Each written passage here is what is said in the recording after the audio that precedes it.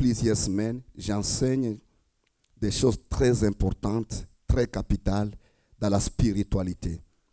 Quand tu fréquentes une église, un endroit où on prie un Dieu, un endroit où on s'adresse aux esprits, il est important que tu connaisses quoi? Tu connaisses quoi? La raison qui sont là, l'objectif qui sont là. Tu n'entres pas dans un endroit spirituel juste parce que ça chante bien, ça danse, ça saute. Il y a des jets dehors, il y a des jets privés. Tout le monde parle bien français, tout le monde habille bien. Non, il faut connaître la raison principale. Pourquoi ce groupe est là? C'est quoi leur projet premier? C'est quoi leur fondamental? C'est quoi leur raison d'exister? Parce que tout endroit où on se dit église, on n'amène pas tout le monde au ciel. Amen, hein? On n'amène pas tout le monde au ciel et Satan connaît bien comment attraper les enfants de Dieu. Et le mot église, ça ne veut pas dire grand-chose. C'est la contenu qui se trouve dedans, qui détermine où vous allez vous retrouver après la mort. Alors, il est très important, partout où tu vas mettre ton pied, ce n'est pas le premier jour que tu vas exiger. Si tu veux fréquenter l'endroit, il faut connaître c'est quoi la vision et la mission. Je suis en train d'enseigner la vision et la mission de cette église. Et ça nous prendra du temps parce que nous devons enseigner. Alors, si tu ne connais pas la vision et la mission de l'endroit où tu pries, demande-le. Parce que ça va te donner l'idée de la provision spirituelle qui est à la place. Parce que la provision spirituelle est à la place par rapport à la vision. Et dans un endroit où on dit église, et tout ce qu'on est concentré, c'est seulement des matériels. Mais tout ce qui concerne la vie éternelle n'a pas la place au centre. Fouillez-vous. Fouillez-vous. Parce qu'il n'y a aucun intérêt d'être dans l'église si tu ne te prépares pas pour la vie éternelle. Si tu n'es pas préparé pour la vie éternelle, tu perds de ton temps. Parce que l'ambiance dans le monde, on peut faire l'ambiance. Mais si nous sommes dans l'église, c'est parce que nous nous préparons pour la vie éternelle. Est-ce qu'on peut acclamer le roi des rois? Acclamons, acclamons, acclamons, bien-aimés, le Seigneur des Seigneurs. Il est Dieu, il est Dieu, il est Dieu. Nous parlons de notre vision et notre mission. Nous parlons du premier point qui est les disciples. Nous sommes là pour faire les gens qui? Les disciples.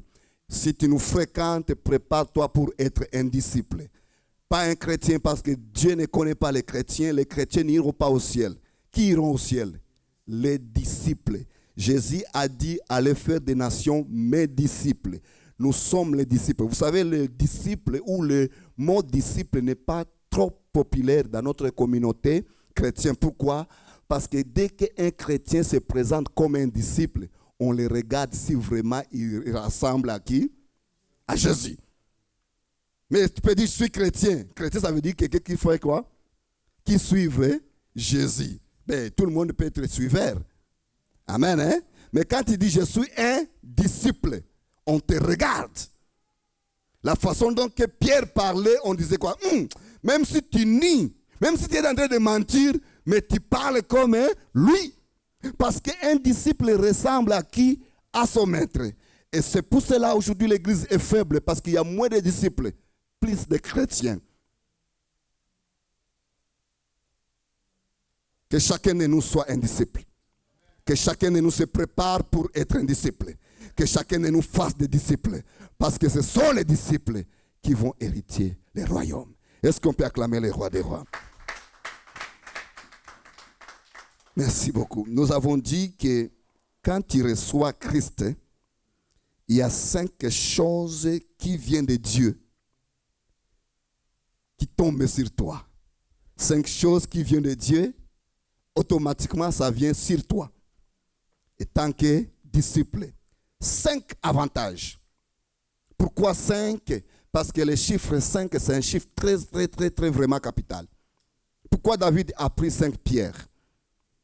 Pourquoi on parle de 5 ministères? Pourquoi on parle de 5 portiques? Pourquoi on parle de 5 doigts de Dieu dans la Bible? Et vous allez voir que la chiffre 5 a toujours été un chiffre où les grands mystères se mêlent. Je vais vous les enseigner. Mais aujourd'hui, on est en train d'abord de parler, d'avoir le sentiment et la volonté d'être disciple. Parce que quand tu es disciple, il y a combien de choses? 5 choses qui viennent de Dieu sur toi automatiquement. Automatiquement.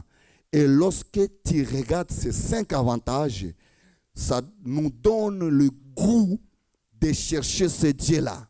Parce que la première, c'est laquelle? Le Saint-Esprit vient sur toi. Vous imaginez avoir le droit d'être avec l'esprit des créateurs. Il n'y a que chrétien, quelqu'un qui a reçu Jésus, qui a ce droit dans toute la création. Car Jésus a dit, je demanderai le Père et il vous donnera. C'est seulement sa demande qui a poussé l'Éternel de partager son esprit avec son créature. Est-ce qu'on peut acclamer Christ? La deuxième chose, ça sera, tu seras aimé de Dieu, l'amour de Dieu. Dieu va t'aimer. Vous imaginez, ça ne sert à rien de perdre ça, être aimé de Dieu. La troisième chose, Jésus va se révéler à toi. Oui, tu auras la révélation de Jésus. La quatrième chose, la joie. Bien aimé, c'est plus que les cartes de crédit de M. Trump. La joie de Jésus. Quand tu as la joie de Jésus, mais tu es content. Vous imaginez, Trump a provoqué Ira, il n'est pas capable de s'en sortir. Il est stressé. Mais toi et moi, quand nous avons la joie de Jésus, nous sommes contents. Pas importe ce qui arrive, nous avons la vie. La cinquième chose, c'est laquelle? Tu parleras avec Dieu, tu écouteras Dieu. C'est la bien-aimé, avoir l'opportunité de parler avec Dieu sans intermédiaire. Nous avons dit, ces 5 choses qui viennent de Dieu, ça vient gratuitement, n'est-ce pas? C'est gratuit, c'est automatique. Mais pour que tu finisses bien ton histoire, tu dois faire aussi 5 choses. 5 efforts pour maintenir les choses précieuses que tu as eues gratuites. Le salut est gratuit. Mais mourir, sauver, tu dois faire ta part. C'est là où il y a un problème aujourd'hui. Parce que Christ est mort pour nous, on se permet de vivre n'importe comment. Ah, la fin est meilleure pour chacun de nous. Comment tu finis ton histoire? Ça détermine comment tu as marché. Hier, à la DG, je parlais, on dit souvent quand on est à l'enterrement, qu'il se repose en paix, n'est-ce pas? Mais ce n'est pas vrai. Qu'il se repose en paix par rapport à comment il a marché. Si tu as marché n'importe comment, tu ne te reposeras jamais en paix. Amen, hein? Oui, c'est vraiment important. Alors, les 5 choses qui viennent de Dieu sont gratuites. Mais pour les maintenir, tu es obligé de faire ces 5 efforts, toi aussi en échange. C'est donnant. Dieu t'a donné gratuit, mais pour maintenir ce que Dieu t'a donné gratuit, tu dois faire tes efforts. Parce que tout ce qu'on a donné gratuit, ce qui est précieux, ça prend les efforts pour les garder. Par exemple, nous avons des pays très bénis.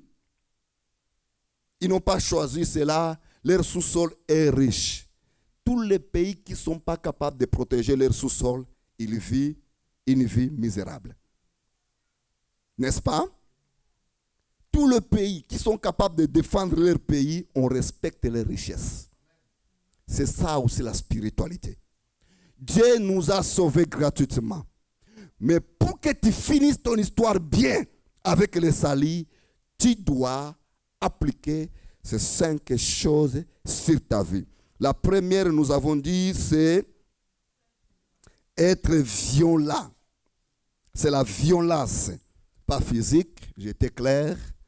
La violence, ce n'est pas physique. Pas contre ton mari, ta femme, tes enfants, non. La violence spirituelle. Ça, c'est Aujourd'hui, je vais donner les 4 qui restent et puis on va entrer partie par partie. La première chose, être violent. La deuxième chose qui vient après la violence, des choses spirituelles ou chrétiennes sont vraiment compliquées. Au même moment, Jésus était un lion. Au même moment, Jésus pourrait devenir un agneau. Vous imaginez? Au même moment, il est un lion de la tribu de Juda. Au même moment, il peut devenir quoi? Un agneau. J'avais enseigné la semaine passée, il faut être violent. Très déterminé. Et les gens violents, on les respecte. Quand tu es violent, n'importe qui ne peut pas venir jouer avec toi. Oui, même si tu es détesté, mais au moins, on fait attention à tes affaires. Oui, c'est comme ça dans la vie. Et dans la vie spirituelle, si tu es quelqu'un qui n'abandonne pas, qui ne donne pas la chance à l'ennemi, même si tu détestes, mais ils vont dire, cette maison-là, cette famille-là, n'y allez pas ngoulou, n'y allez pas juste pour aller parce que le retour sera grave. Tu seras respecté dans le monde spirituel parce qu'ils savent ta capacité quand tu es fâché. Spirituellement, hein, bien sûr. Amen. Hein? Ne me traduis pas en envers. Alors, tout celui qui est violent, on le regarde à distance. Avant de les provoquer, on réfléchit. Ça, c'est la réalité physique. Spirituellement aussi. Mais nous prenons Jésus comme modèle. Au même moment, était sévère Jésus. Dans tout ce qui est la spiritualité, était sévère. Au même moment, était doux. Ça veut dire, pour un chrétien, tu es violent spirituellement. La deuxième étape, tu dois devenir humble. Est-ce qu'on peut acclamer Christ? Ça, c'est la deuxième étape. On t'attaque la nuit, tu déchires. Les jours, tu dis bonjour.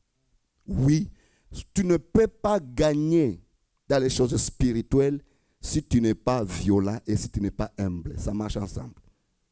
On va voir cela. On va enseigner. Pour qu'on puisse avoir des chrétiens humbles. Pas des chrétiens arrogants, impolis, et mal éduqués. Et un chrétien, quand les autres ne sont pas à son niveau, il les traite n'importe quoi et il parle la langue. Ça fuit. Les gens nous fuient à cause de comment nous sommes. Nous ne sommes pas humbles, mais nous ressuscitons les morts. Ce n'est pas ce que Jésus nous demande.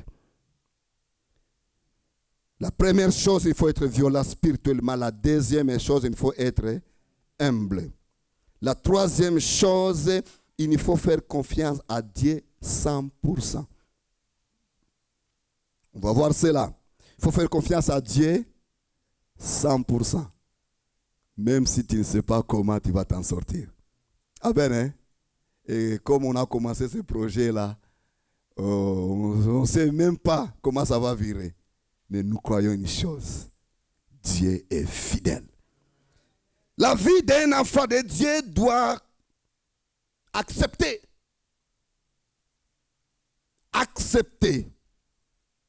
que Dieu puisse avoir honte parce que toi tu as échoué en lui faisant confiance. Que de vouloir intervenir parce que Dieu est en retard. Mon bien-aimé, on va parler de cela. Et je crois bien, nous aurons tous la capacité de supporter la douleur, même si on ne sait pas comment nous allons nous en sortir. La quatrième chose que tu dois faire, il faut témoigner de Jésus. Nous allons voir, Jésus parle, si tu as honte de moi, j'aurai honte de toi. Alors la quatrième chose à faire, il faut témoigner de qui? De Christ. C'est difficile de témoigner de Christ à tes amis, tandis qu'ils savent qui tu es. Ils savent vraiment quelle est ta vie. Et si tu peux les parler de Jésus, ils vont dire, ah, toi, tu peux nous parler de Jésus. C'est pour cela, nous devons être disciples. Pour que nous ressemblons en Christ, afin que quand on parle de Jésus à nos amis, ils disent, ah, lui aussi, des affaires de Dieu. Lui est toujours comme ça.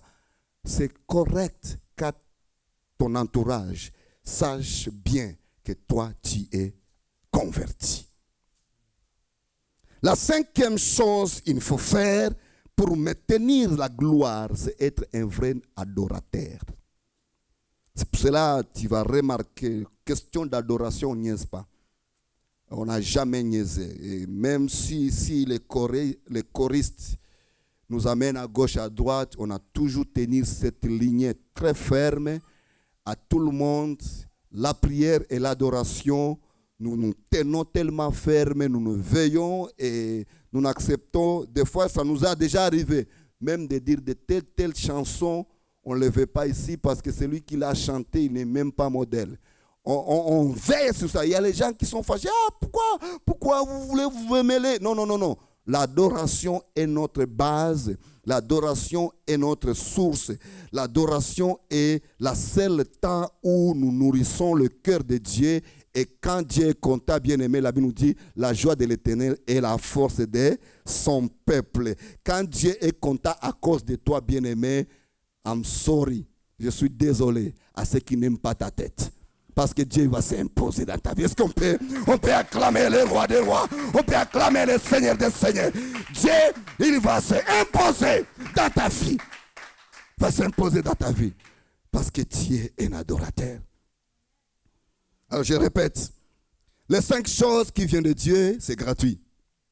Mais pour finir ta vie bien, parce qu'il vaut mieux la fin des choses que son commencement. On peut bien commencer. On peut faire tous les tapages du monde. Oui, mais comment tu finis? Pour que tu finisses ta vie bien, il y a 5 choses à faire. La première, il faut être violent. Les gens sensibles, les gens fragiles, les gens, quand on parle du péché dans l'église, il y a les gens qui sont sensibles à ça. Ils n'iront pas au ciel, on ne joue pas avec des spiritualités. Soit tu es violent, tu détestes le péché, soit tu niaises dans le péché et tu auras le résultat. Il n'y a pas là. Il est faible, il est sensible, ce n'est pas le bon moment, la démocratie, tu vois, le droit de l'homme, oui, on respecte les droits de l'homme. Mais tout ce qui est spirituel, Jésus a dit quoi? Ce sont des violents qui font quoi? Qui s'emparent. Les gens qui sont fragiles, qui restent fragiles, oui, il n'y en a pas les 2, il n'y a pas les milliers. Tu es fragile dans les choses spirituelles, tu restes à côté. Et Satan aussi, il aime les gens fragiles. Nous avons beaucoup de familles qui souffrent parce qu'ils veulent démocratiser des choses de Dieu. Nous avons beaucoup de gens. Jésus dit, les dernières seront les premières et les premières seront les dernières. Ça veut dire qu'ils ne rentreront pas. Jésus a dit, ce n'est pas tous qui me disent, Seigneur, qu'il faut faire quoi? Qu'il faut rentrer. Ça veut dire que pour rentrer là, même si ça a été donné gratuit, mais pour rentrer là, il faut que tu finisses bien. Il faut que tu finisses bien. Ce n'est pas question de... On n'a rien à faire dans la communauté, on va aller se lancer dans ces affaires. Non. C'est une question de la fin de ta vie. La fin de ta vie physique qui commence le début de ta vie spirituelle.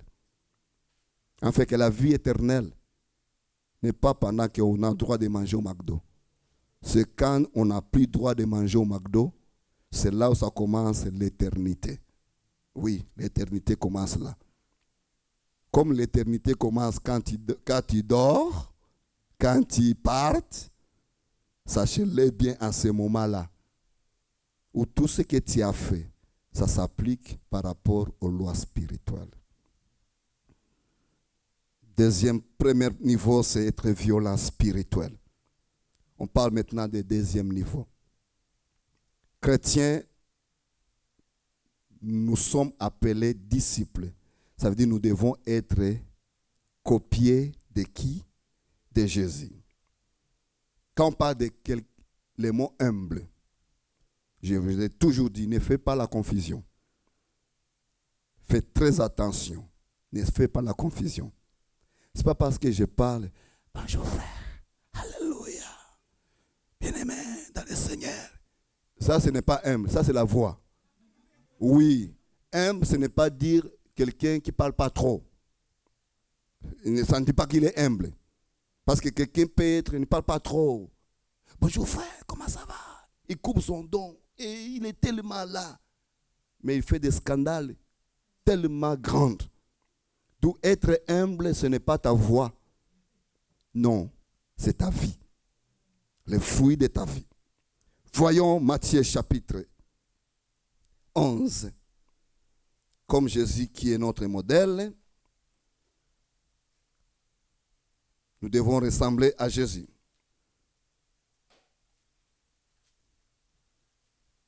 Quand on chante « Je veux être comme Jésus », ce n'est pas d'abord pour guérir les malades, pour ressusciter les morts. Non. Non, non, ce n'est pas pour ressusciter les morts. Ce n'est pas d'abord pour faire trembler les gens. Non, c'est d'abord, commençons par la nature de Jésus. Nous sommes Matthieu chapitre 11, verset 29. Prenez mon joug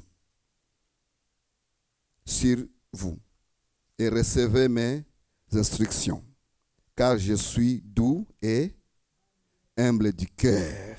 Vous voyez, c'est le cœur qui est humble. Jésus dit, prenez mon joug sur vous et recevez mes instructions. Car moi, je suis doux et humble du cœur. Et vous trouverez quoi? Du repos de vos âmes. Jésus nous exige, nous recommande d'être doux et humble comme lui. Tu es spirituel.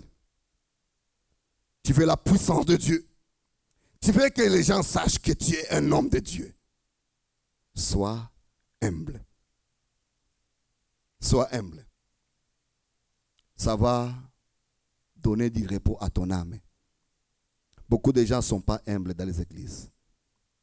Beaucoup de gens ne sont pas humbles. C'est à cause de cette arrogance qui est dans le corps de Christ que beaucoup de gens ne prient pas avec nous. Parce qu'on a des chrétiens, on n'a pas de disciples. Un disciple ressemble à son maître. Et notre verset, Matthieu 18, 4. Excusez. Matthieu 18, 4.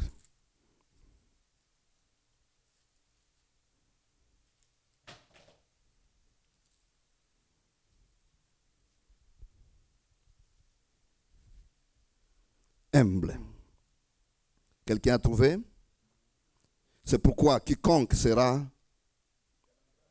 humble, comme ce petit enfant, sera le plus grand où? Dans la communauté? Non. On a les gens plus grands dans la communauté. On a les gens plus grands dans le monde informatique, avec les réseaux sociaux. On a les gens plus respectés dans le monde. Quand ils passent, on met même les, je ne sais pas de quoi par terre, on acclame, on fait, c'est correct. Mais ces gens-là, les plus arrogants, qui ne peuvent même pas serrer leurs mains aux membres de leurs églises. Quand il rentre, tout le monde se met debout et lui il rentre. Quand il finit de prêcher, il prend sa Bible, quelqu'un prend sa Bible et quelqu'un prend la Bible de sa femme, quelqu'un prend le sac à dos de son enfant. Il sort pendant que le culte est entré. On est en train de prier, lui il sort. Il vous laisse vous, le pécheur, lui les saints, ils partent. Quelle abomination. Quand tu es devant Dieu, tu es un enfant de Dieu. Nous sommes tous égaux devant Dieu. Le culte commence, tu es là. On se met à genoux. Le modérateur dit, mettrez-vous à genoux. On se met à genoux même si tu es le pape. C'est celui qui a le micro qui a l'autorité. C'est comme ça la loi spirituelle. Il est très compliqué. Un pilote qui vient dans l'avion est déjà décollé. Comment il va entrer? C'est très bizarre. On a les hommes de Dieu qui entrent dans le culte est déjà fini. Il rentre dans son moment préféré pour prophétiser. C'est l'abomination. Sois humble. Pas importe la grâce que Dieu t'a fait. Est-ce qu'on peut acclamer les rois des rois? Sois humble. Sois humble. Parce qu'il n'y a que les humbles qui vont hériter les royaumes. Jésus dit, c'est pourquoi quiconque se rendra humble comme un enfant. Comme un enfant. Il va faire quoi? Il sera le plus grand où? Dans les royaumes des cieux. Alors, il y a les gens qui se battent pour être plus grands dans leur communauté. Il y a les gens qui se battent pour être plus grands devant Dieu. Choisis ton camp. Le monde entier n'a pas besoin de te connaître. C'est Christ seulement a besoin de te connaître. Quand tu es connu par Dieu, c'est assez. C'est enough. Enough is enough. Que Dieu te connaisse, c'est tout. C'est assez. Parce que dans ce jour-là, il a dit, plusieurs me diront, on a chassé des démons. Il dira, je ne vous ai jamais connu. Non pas parce qu'ils n'avaient pas la puissance, parce qu'ils étaient les arrogants. Il dit, quand j'étais malade, tu étais où? Quand j'étais ceci, tu étais où? Quand j'étais en prison, tu étais où? Il dira, ah Christ, quand est-ce que tu étais en prison? Nous, on n'a pas venu. Il dit, quand vous ne l'avez pas fait, au plus petit de moi, c'est à moi que vous n'avez pas fait ça. Sois humble. Tu as l'onction, on respecte. Tu peux déchirer des démons, des esprits, on respecte. C'est correct. Mais après avoir tout ça, physiquement, tu deviens quoi? Humble. Dis bonjour à tout le monde. On respecte. Tu conduis une belle voiture. Dis bonjour à tout le monde. Quand au ciel, on sera peut-être voisins. C'est jamais. Amen. Est-ce qu'on peut acclamer pour la gloire de Dieu? Oui. Au ciel, on sera peut-être voisins. J'ai appris beaucoup de choses. Dans mon village, j'ai grandi avec les gens très puissants. Je viens d'une tribu où il y a les gens qui ont beaucoup d'argent. Beaucoup d'argent. Nous, les Congolais savent que les Balouba sont les vantards. Les vantards, ça veut dire que quand les Moulouba ont l'argent, eh bien, tu vas le savoir. Tu vas le savoir. Et je vis cela, mais j'ai vu le même personne qui faisait vraiment trembler les gens, qui manquait même de l'eau à boire. Il supplie les gens pour lui donner de l'eau à boire. Et j'ai vu les gens qu'on a abandonnés dans la rue juste parce que quand ils étaient, ils ont fait souffrir les gens. Sois humble dans la vie parce que tu ne sais pas qu'est-ce qui peut arriver et qui pourrait te venir au secours. C'est pour cela que Dieu lui-même en personne, il résiste aux qui? Aux orgueilleux. Il fait grâce qui? Les humbles. Est-ce qu'on peut acclamer le roi des rois? Oui. C'est pour cela, après avoir déchiré tous les sorciers, après avoir tué tous les sorciers de ton village, la nuit, spirituellement tu es danger. Mais dans la société, tu es modèle. C'est ça un enfant de Dieu. Dans la société, tu es modèle. Quelqu'un on peut appeler, quelqu'un on peut même demander des conseils, quelqu'un référence, quelqu'un on peut dire, ah, tu vas où? Je cherche quelqu'un, va voir tel. Va voir tel. Même si ce n'est pas question de l'argent, c'est question d'habitude. Va voir tel. C'est ça un enfant de Dieu. Mais est-ce que cela est la vie des chrétiens aujourd'hui? C'est trop bizarre. La vie des chrétiens aujourd'hui, c'est trop compliqué. On a trop de spiritualité. Mais quand il s'agit des gens d'être humbles, ça devient compliqué. Tout le monde veut prouver que lui, sa mère l'avait appris. Tout le monde veut prouver que lui, il est dans son temps. C'est correct tout cela. Mais le ciel compte aux humbles pour qu'il soit le plus grand. La Bible nous dit quoi? Car il sera le plus grand où? Dans les royaumes. Devant Dieu, tu es le plus grand. devant les hommes, tu es le plus petit. Quand devant les hommes, tu veux être le plus grand, tu perdras ta place devant Dieu. Et quand tous les lacs vont finir, Dieu t'abandonne. La même personne qui mettait les lacs, c'est la même personne qui mettront des lacs que toi, ça ne va pas bien. Oui, les mêmes lacs. Alors, faites attention. Cherche ta relation avec Dieu qui soit solide. Parce qu'à la fin de tout, quand tout le monde ne sera pas là, Dieu sera là. Quand tout ça s'arrêtera, Dieu commencera. Quand tout ça sera bloqué, Dieu sera là. Cherche ta relation avec Dieu. Car c'est ça qui est la suite de ton histoire. Est-ce qu'on peut acclamer le roi des rois? Oui, acclamons bien-aimé le Seigneur des seigneurs. Il est Dieu grand. Il est Dieu grand. Lisons un autre verset. Romains chapitre 12, verset 16. Romains 12, 16.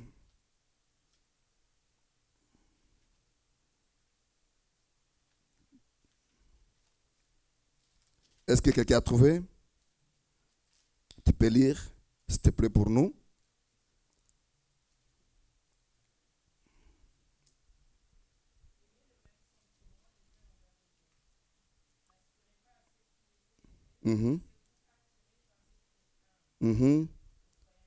Sage à vos propres yeux. Merci beaucoup. Bien-aimé, aspirer ce qui est quoi? Humble. Pourquoi? Parce que quand tu es attiré d'être humble, qu'est-ce qui va arriver? Lisons Jacques. Jacques chapitre 4, verset 6. Jacques 4, 6. Vous allez voir l'avantage.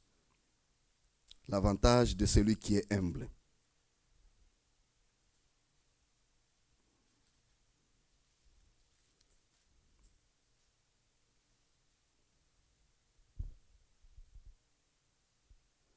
L'avantage de celui qui aspire d'être humble. Quand tu aspires d'être humble, toi, ton objectif, c'est être humble. Ça veut dire être brisé. Ça veut dire être quelqu'un, une référence, une personne à l'image de Jésus. Est-ce que quelqu'un a trouvé? Quelqu'un peut lire. C'est ça là. Ton micro et mon micro, c'est la même signal. Si tu l'ouvres, là, ça gâche tout. Prends un autre micro. Ouais, prends un autre micro, oui. Oh, tu peux lire, ok, c'est bon. Ok.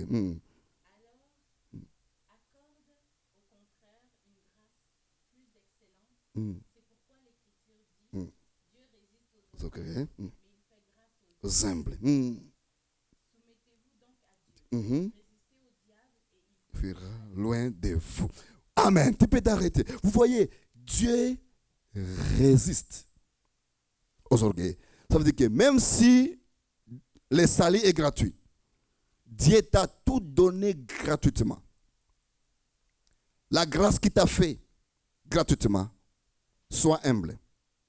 Parce que si cette grâce fait de toi quelqu'un qui ne marche pas dans la discipline de Dieu, même si ce que tu as, ça vient de Dieu, Dieu ne sera pas fier de toi. Qu'est-ce qu'il va faire? Il va te résister. Quand Dieu te résiste, quand tu n'as plus la grâce de Dieu, qu'est-ce que tes ennemis font de toi? Ça devient un avantage pour eux. C'est pour cela, tout enfant de Dieu devrait aspirer d'être humble. Seigneur, brise-moi. Seigneur, fais-moi à ton image. Seigneur, que l'ancien homme que j'étais partait. Comme quelqu'un qui avait dit, vous savez, tu joues avec moi, c'est Jésus, comme je peux la lever comme une chemise, le mettre à côté et te montrer qui je suis. Ah non, tu n'es pas brisé. L'ombre du cœur, les chemises n'existent plus. Est-ce qu'on peut acclamer Christ? Oui, l'ombre du cœur, les chemises n'existent plus parce que tu es brisé. Tu es brisé. Aujourd'hui, nous avons les gens qui ne sont pas brisés dans l'église. La Bible nous dit, pendant qu'on construisait la temple, on construisait la temple avec des pierres, mais ces pierres qu'on construisait avec la temple, ils étaient taillés où? Aux carrières. On taillait les pierres aux carrières, on venait dans le temple, on mettait les pierres qui sont déjà taillées pour construire la temple. Pourquoi il ne fallait pas tailler les pierres dans la temple pour éviter de bruit? L'église est construite avec des pierres taillées. Mais aujourd'hui, nous avons les pierres qui ne sont pas taillées, qui veulent construire le corps du Christ. Quand une pierre n'est pas taillée pour construire la maison, cette pierre va créer le désordre. Parce qu'il faut on taille pour que ça rentre à sa place. Une pierre, l'autre, il a les formes naturelles bizarres. On la coupe pour que ça entre selon le plan de l'ingénieur, de l'architecte qui a planifié pour sa maison. Il dit non, ici on va mettre tel mur, il faut mettre 40 pierres. Mais tous les 40 pierres naturellement ne sont pas égales. N'est-ce pas? C'est comme ça que Dieu a créé des choses. Alors comme ils ne sont pas égales, il faut faire quoi? Les tailler pour que chaque pierre puisse devenir la volonté de l'architecte. Pour qu'il rentre à la place, pour que le mur soit tout droit. Mais quand nous avons les pierres non taillées, ça devient compliqué. Jésus dit, tu es à moi. Même si tu es à moi, on doit faire quoi? Couper. Faire quoi? Amender. Tailler l'arbre. Jean chapitre 14. On a lu ces versets il y a une semaine passée, 2 semaines passées. Je dois te tailler. Ah, on va les lire. On va les lire. Jean chapitre 14. Pour qu'on voit, c'est l'important. Même si nous avons l'onction. C'est Jean, voyons, 15. C'est 15.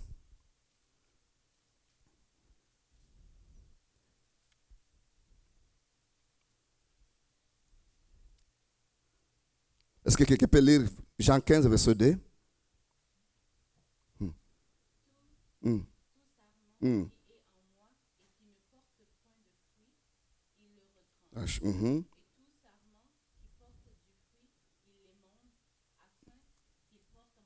Il fait quoi? Il amende.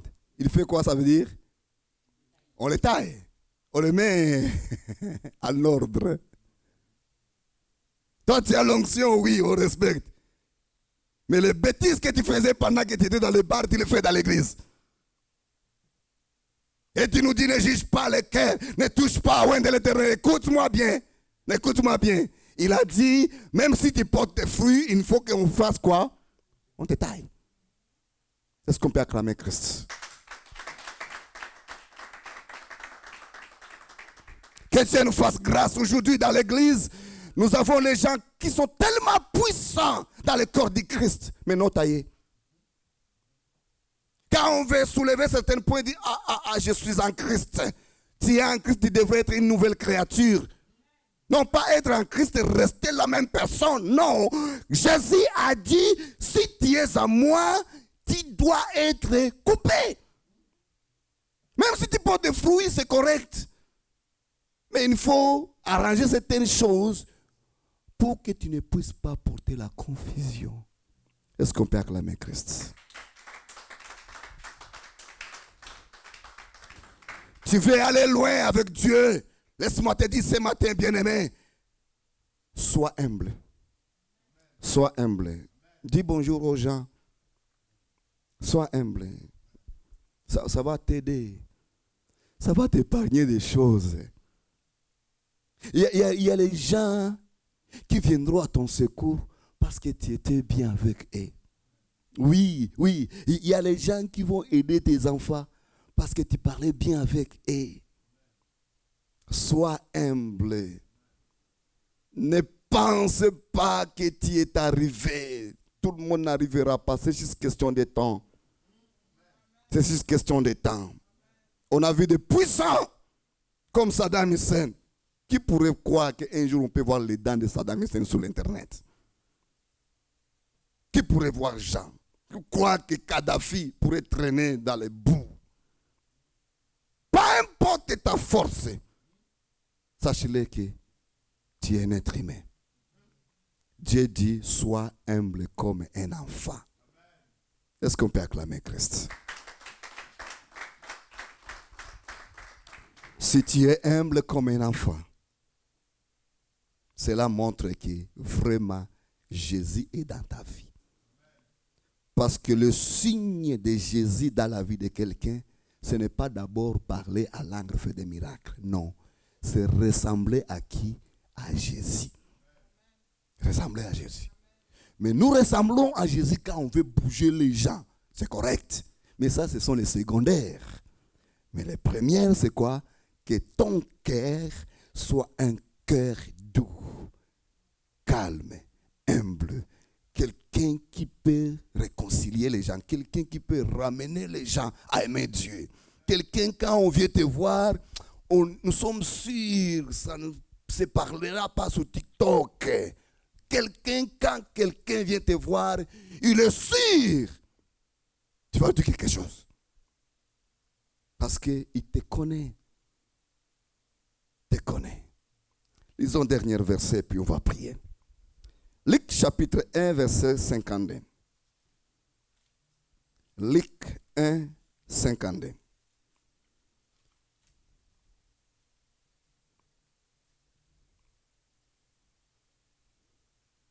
Qui a trouvé? Verset 52. Il renverserait. Ok.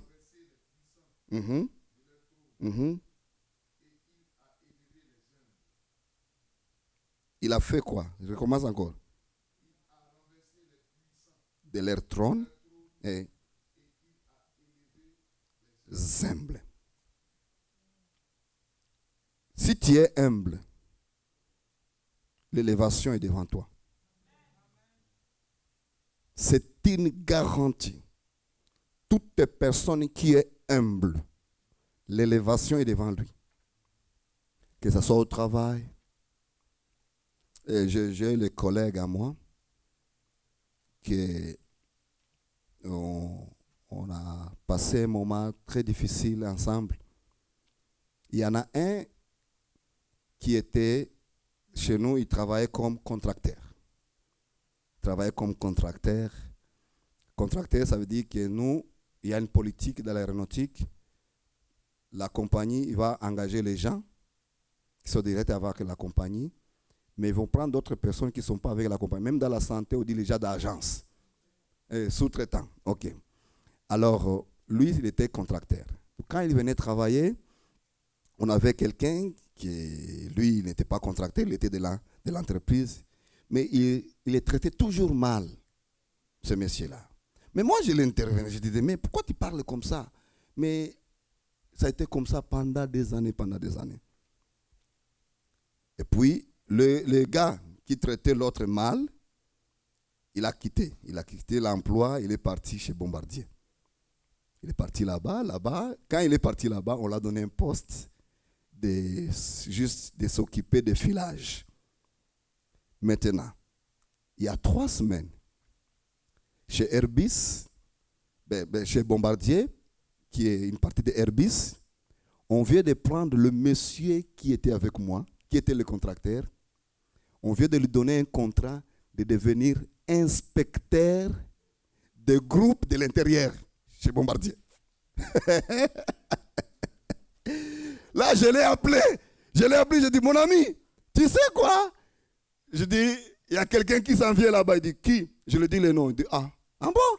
Je dis, il vient comme inspecteur. Et de votre département.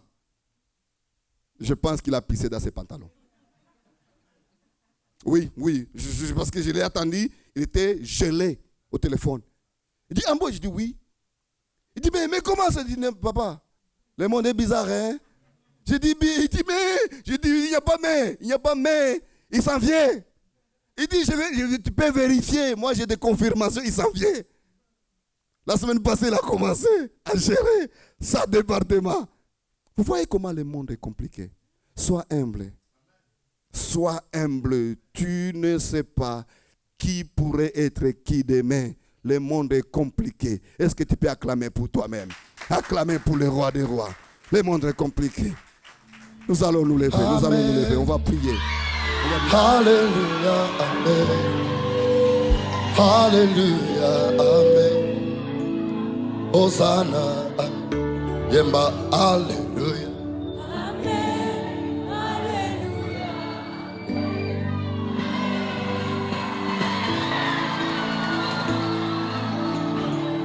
Est-ce que tu peux faire du bruit pour le Seigneur?